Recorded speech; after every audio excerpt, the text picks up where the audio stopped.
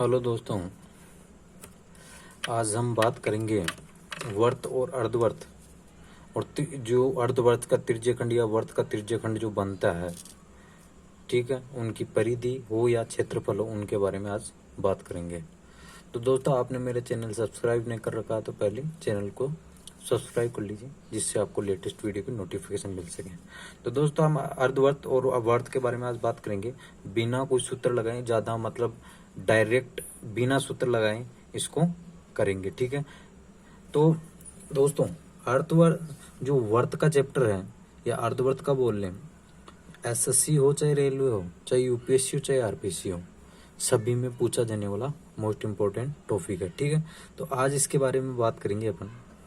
तो दोस्तों देखिए, पहला क्वेश्चन है यहाँ, 44 सेमी परिमाप वाले, ठीक है, परिमाप वाले एक वर्ग और 44 सेमी परिधि वाले एक वर्त में किसका क्षेत्रफल अधिक और कितना है, ठीक है। तो यहाँ मैं एक बार आपको एक बात बता दूं कि आपको अगर कंपटीशन की तैयारी कर रहे हो आप, तो सबसे पहले ज़रूरी है कि कुछ चीज़ें आपको याद रखनी होगी, ठीक है। तो मैं आपको बता दूं कि अर्धवर्त की बात करते हैं अपन या वर्त की बात करते हैं, तो सबसे पहले ये देखिए कि होता क्या है इनमें। अगर मैं बात करूं, यहाँ देखिए, एक थोड़ा सा ये देख लीजिए आप कि जैसे वर्त है, ठीक है। तो वर्त की मैं बात करूं तो वर्त में होता क्या है, देखिए, यहाँ मान लो और यहाँ मान लो, ठीक है, और ये उसका ले लो। तो यहाँ मैं बात करूँ अगर त्रिज्या, ठीक है, यहाँ त्रिज्या लेके चलूँ, यहाँ परिधि लेके चलूँ, ठीक है, परिधि या परिमाप भी बोल सकते हैं, ठीक है, परिधि, और यहाँ बात करूँ मैं क्षेत्रफल की, ठीक है। तो यहाँ देखिए, अगर त्रिज्या 7 होगी, ठीक है, ये कुछ टॉपिक है कुछ, ठीक है, ये मान है, तो आपको याद कर लेना है। आपको त्रिभुज में ही नहीं, ज्योमेट्री में भी ये बिल्कुल आपका कोई भी क्वेश्चन हो, चाहे पिरामिड का हो, अच्छा दोस्तों, ये आप याद रखोगे तो पिरामिड में भी आपके काम में आएगा, और जो प्रिज्म होता है उनमें भी आपके शॉर्टकट काम में आएगा, ठीक है। तो यहाँ बात कर रहे हैं 7, अगर परिधि 7 हो, अगर त्रिज्या 7 हो तो परिधि कितनी होगी, 44, ठीक है। तो क्षेत्रफल कितना होगा, 154, ठीक है। ये आपको पहले ये हो गया, ठीक है। अब यहाँ देखिए, अगर परिधि हो, वो त्रिज्या हो 14, ठीक है, त्रिज्या 14 हो तो परिधि क्या हो जाएगी, डबल हो जाएगी, 88 हो जाएगी, ठीक है। और क्षेत्रफल कितना हो जाएगा, 616, ठीक है। फिर यहाँ आगे देखिए, ये हो गया। फिर इसका आगे क्या हो जाएगा, पर अगर त्रिज्या है 7 या 21, तो परिधि भी इसमें 44 और जोड़ देंगे 88 में, ठीक है।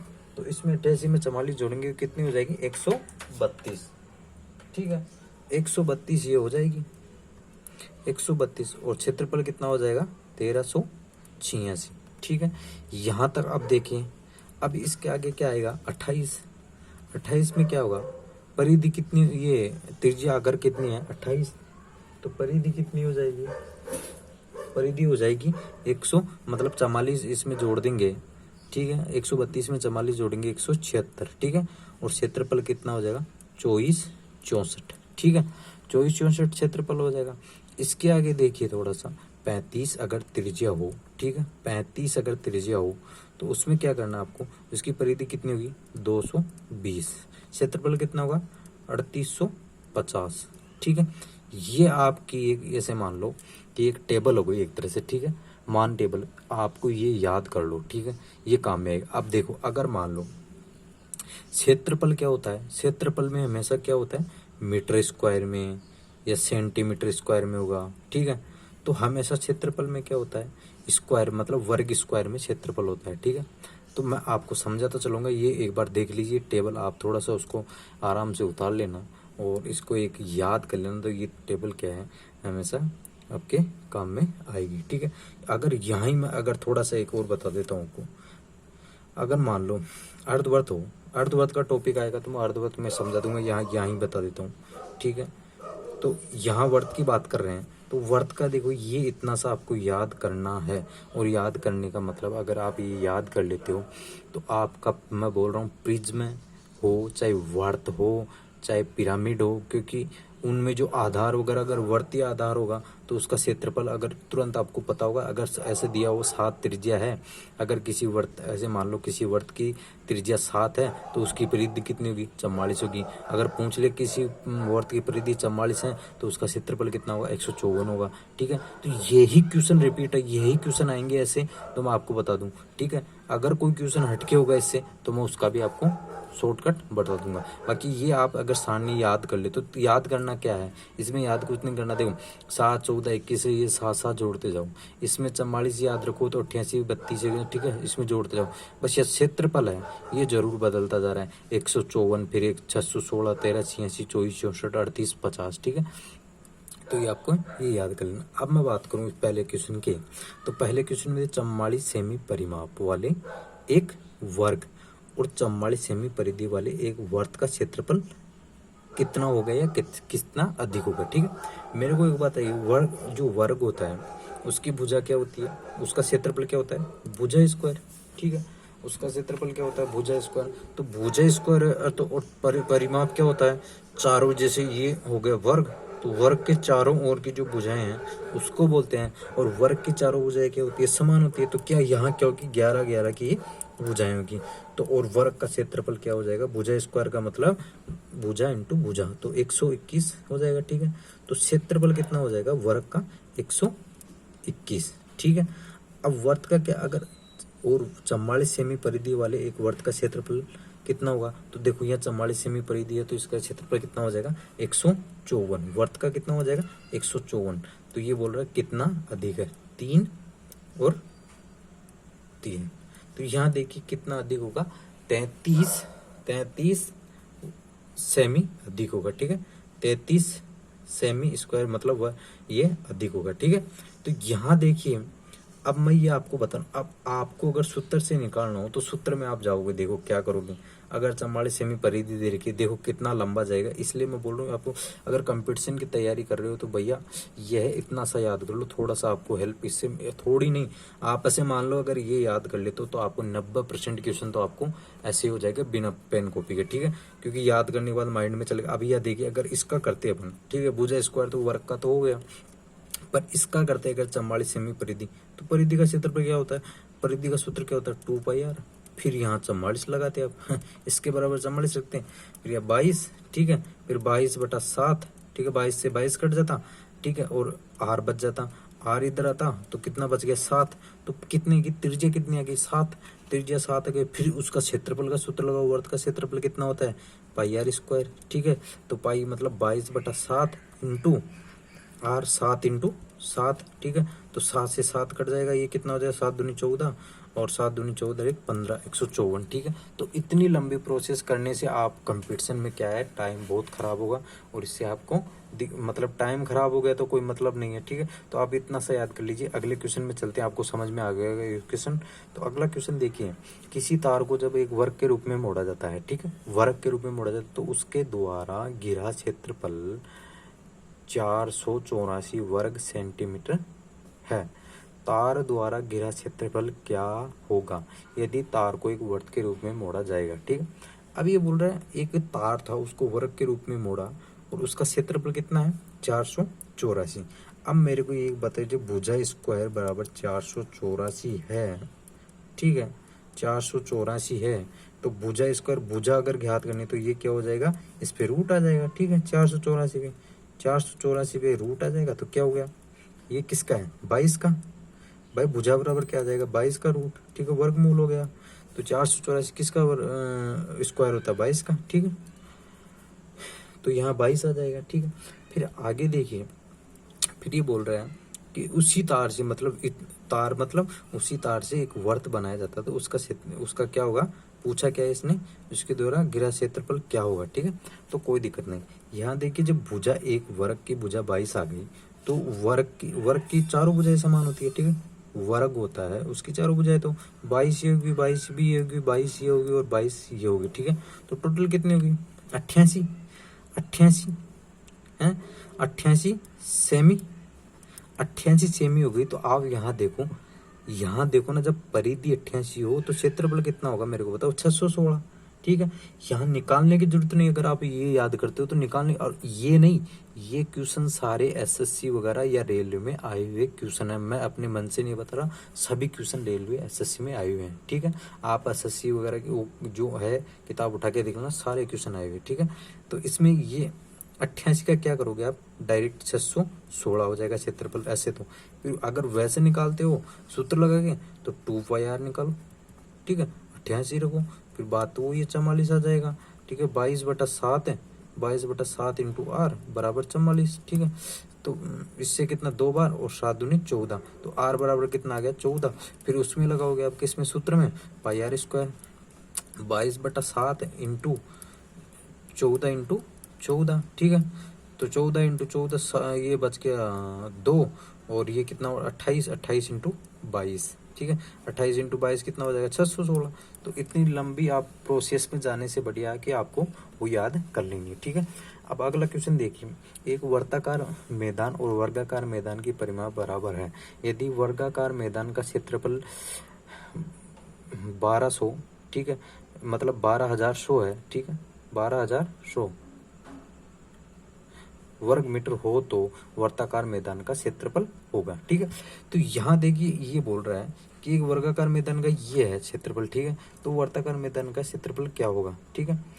तो एक वर्गाकार मैदान और वर्गाकार मैदान की परिमाप बराबर है, ठीक है, ये बोल रहा है ना। तो आप यहाँ देखिए बराबर है तो कोई बात नहीं, तो भुजा स्क्वायर बराबर इसने दे रखा है, ठीक है, ये 12,100 दे रखा है, तो भुजा स्क्वायर क्या हो जाएगा, इसका देखो, इसका कितना हो जाएगा 121 का 11 हो जाएगा, और डबल जीरो का मतलब 1 जीरो आ जाएगा, ठीक है। 1 जीरो आ गया तो ये भुजा बराबर क्या आ गया 110, और वर्ग की जो चारों भुजा हो तो ये समान, और ये बोल रहा है कि परिमाप बराबर है, तो परिमाप कितना हो जाएगा, ये इसका परिमाप हो जाएगा। कैसे, क्योंकि चारों भुजाओं को अपन 110 से 110 चारों भुजाओं में जोड़ेंगे तो 440 हो जाएगा। तो ये क्या हो गया, वर्ग का परिमाप हो गया। तो वर्त का परिमाप भी यही है, ये क्या बोल रहा है कि वर्त का परिमाप भी यही है। तो यहाँ क्या करोगे, मेरे को एक बात बताऊं, तो पूछ रहा है क्षेत्रफल वर्ताकार, तो यहाँ देखो ना सबसे बढ़िया कि अगर 44 सेमी, देखो यहाँ पे अगर 44 सेमी अगर परिधि होती है या 44 मीटर परिधि होती है तो उसका क्षेत्रफल क्या होता है 154, ठीक है, 154। तो यहाँ जीरो लग रहा है तो इसका क्या होगा, देखो हमेशा एक ध्यान रखो, इस 154 तो होगा ही होगा, ठीक है। जीरो अगर गुणा करते हैं, अगर इसको गुणा करते हैं, अगर मान लो 10 को 10 से गुणा करते हैं, वर्ग करते हैं, तो कितना होगा 100, तो ठीक है, जीरो भी तो 2 बार आएगी, तो एक क्षेत्रफल क्या हो जाएगा 15,400 इसका क्षेत्रफल हो जाएगा, ठीक है। तो क्षेत्रफल कितना हो जाएगा 15,400, और अगर आप वैसे सूत्र में लगा के निकालोगे तो आपका टाइम खराब होगा, ठीक है, बात वही है।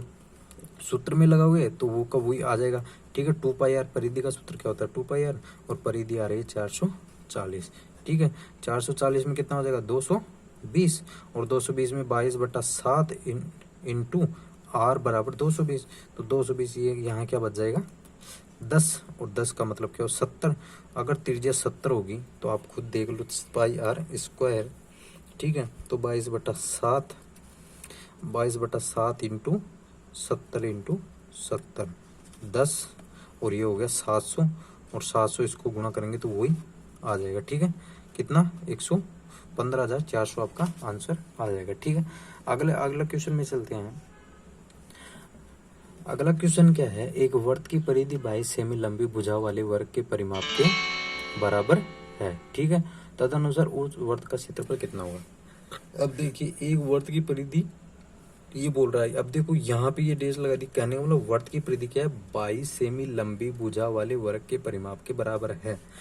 तो 22 सेमी लंबी वर्ग भुजान, ठीक है, तो ये 22 22 22 और 22, ठीक है, कितना हो गया 88 सेमी, ठीक है, कितना हो गया 88 सेमी।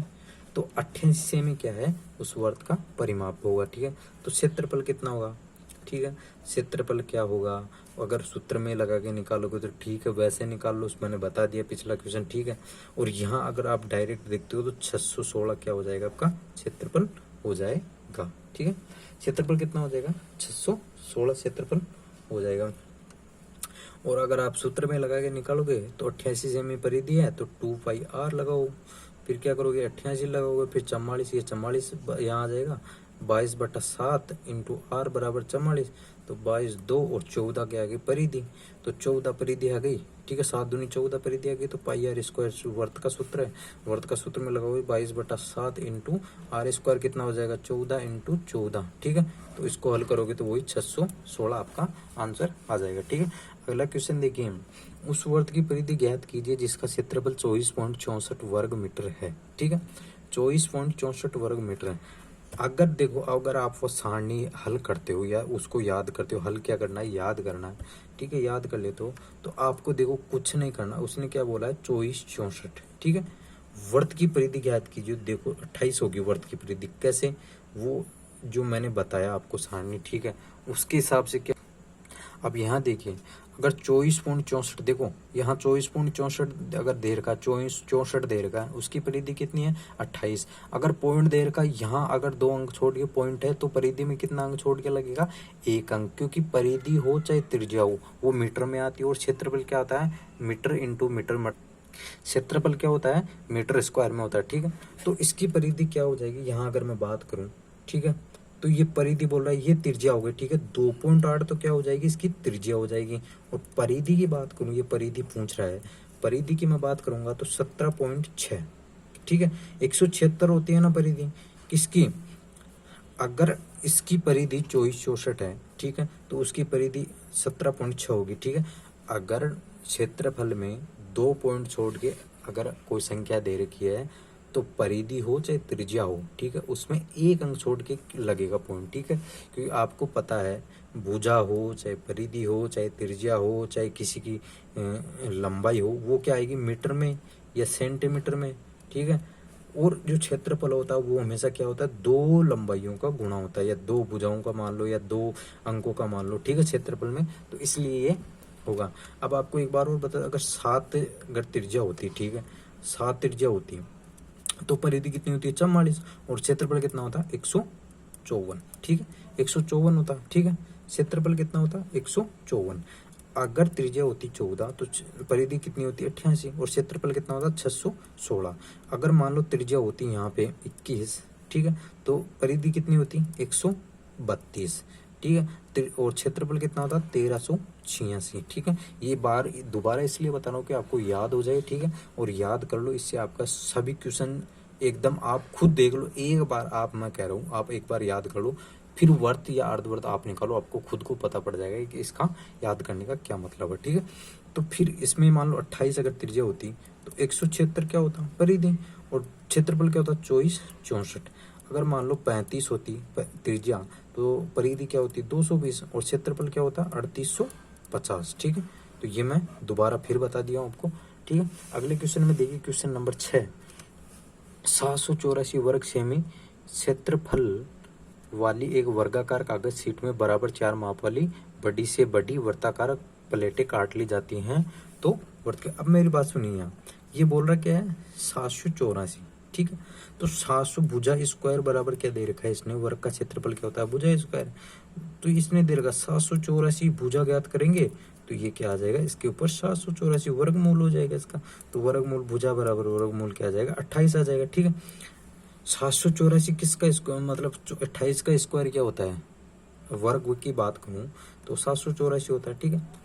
अब यहाँ देखिए क्या होगा, ये बोल रहा है कि एक ऐसे वर्ग है, ठीक है, क्या भुजा वाला। अब देखो भुजा निकाल ली 64 28, तो ये 28 सेंटीमीटर की भुजा हो गई, ठीक है, 28 सेंटीमीटर। अब ये बोल रहा है कि इसमें क्या करना है आपको 4 वर्त बनाने हैं, ठीक है। तो 4 वर्त बनाने हैं बराबर, वो भी बराबर। तो मेरी बात सुनिए, एक वर्त ऐसे बन गया और एक वर्त बराबर ऐसे बन गया, ठीक है। यहाँ देखिए एक वर्त बराबर ऐसे बन गया, अब वो बनाने में थोड़ी सी गड़बड़ हुई, बाकी चारों वर्त समान हो गए। अब मेरे को बताओ, यहाँ से मैंने काट लिया तो कितना हो गया 14 सेमी, तो ये होगी, और 14 सेमी इधर वाला पार्ट हो गया। तो त्रिज्या इसकी कितनी हो जाएगी, इसकी त्रिज्या तो 7 हो गई, ये टोटल जो दूरी है ये कितनी है 14 सेंटीमीटर। और तो इसको बात करो तो ये 14 सेंटीमीटर तो एक त्रिभुज का व्यास हो गया, ठीक है। और अगर त्रिभुज का ये तो व्यास हो गया, अगर इसकी बात करो त्रिज्या की तो 7 हो जाएगी। तो सभी जो चारों वर्त हैं उनकी त्रिज्या क्या होगी 7 7 त्रिज्या हो जाएगी। तो बोल रहा प्रत्येक प्लेट की परिधि क्या होगी, ठीक है। ये क्या बोल रहा है कि प्रत्येक प्लेट है ना उसकी परिधि क्या होगी, तो कोई दिक्कत नहीं, परिधि क्या होगी 44 होगी, ठीक है। ऊपर देख लो आप चाहिए, 7 सेमी त्रिज्या है तो उसकी परिधि कितनी होती है, 44 होती है, ठीक है।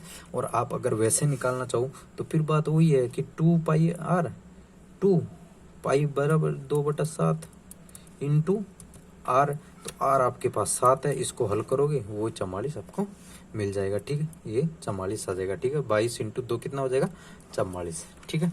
अगला क्वेश्चन देखिए, क्वेश्चन नंबर 7, 28 सेमी भुजा वाले वर्ग के भीतर बनाए जा सकने वाले बड़े वर्त का क्षेत्रफल क्या होगा। अब मेरी बात सुनिए, 28 सेमी भुजा वाले वर्ग के भीतर, ठीक है, ये मान लो एक वर्ग है, ठीक है, ये वर्ग हो गया, ठीक है, ये वर्ग है, इसके अंदर क्या एक वर्त बनाया गया है, ठीक है, बड़ा से बड़ा वर्त 28 सेमी, वर्ग के भीतर बनाए जा सकने वाले सबसे बड़े वर्त का क्षेत्रफल क्या होगा। अब मेरी बात 28 ये है, ठीक है, 28 सेमी वर्ग है वो एक भुजा, तो चारों 28 होती है, वर्ग में तो समान होती है। तो मेरी बात सुनिए, इस वर्त जो इसके अंदर वर्त बनेगा उस वर्त का त्रिज्या क्या होगी, 14, ठीक है, आधी। और व्यास की बात करूँ तो व्यास देखो यहाँ से यहाँ टच हो रहा है तो वही 28 व्यास हो जाएगा और त्रिज्या क्या हो जाएगी, 14। ये बोला उस वर्त का क्षेत्रफल क्या होगा, जब 14 मेरे को बताओ, r बराबर त्रिज्या बराबर 14 है तो क्षेत्रफल कितना होगा, 616, ठीक है। क्षेत्रफल कितना होगा, 616। यहाँ देख लीजिए, अगर त्रिज्या आपको 14 दे रखा है तो क्षेत्रफल कितना होगा, 616 आपका क्षेत्रफल हो जाएगा। अगर आपको वैसे निकालना है तो फिर वही बात है, पाई r स्क्वायर, ठीक है, 22/7, 22/7 इंटू 14 कितने बार, 2 बार, और 14 28, और वो 28 इंटू कितना हो जाएगा, 22 को गुणा करोगे वही 616 आपका प्राप्त हो जाएगा, ठीक है। तो थैंक यू दोस्तों, आज की वीडियो में इतना ही। और दोस्तों ये मैं जो तैयारी करवाना हूँ वो आपको रेलवे के लिए खास तौर से मान के चलिए, ग्रुप डी एनटीपीसी का एग्जाम आ रहा है उसके लिए मान के चलिए, आपको खास तौर से तैयारी है। तो दोस्तों आपने अगर मेरा चैनल सब्सक्राइब नहीं कर रखा है तो मेरे चैनल को सब्सक्राइब कर लीजिए, जिससे आपको लेटेस्ट वीडियो की नोटिफिकेशन मिल सके। और दोस्तों इसके साथ साथ जैसे ये कंप्लीट हो जाता है, मैथ के कुछ चैप्टर हैं इम्पोर्टेंट, उसके बाद मैं क्या करूँगा, जो आए हुए क्वेश्चन है प्रीवियस ईयर जो रेलवे के एग्जाम में आए हुए क्वेश्चन है वो आपको मैं हल करवाऊंगा, ठीक है। तो इसलिए आप क्या, आप चैनल को सब्सक्राइब कर लीजिए, जिससे आपको तुरंत जैसे वीडियो डालूँ उसका नोटिफिकेशन मिल सके, ठीक है। थैंक यू दोस्तों।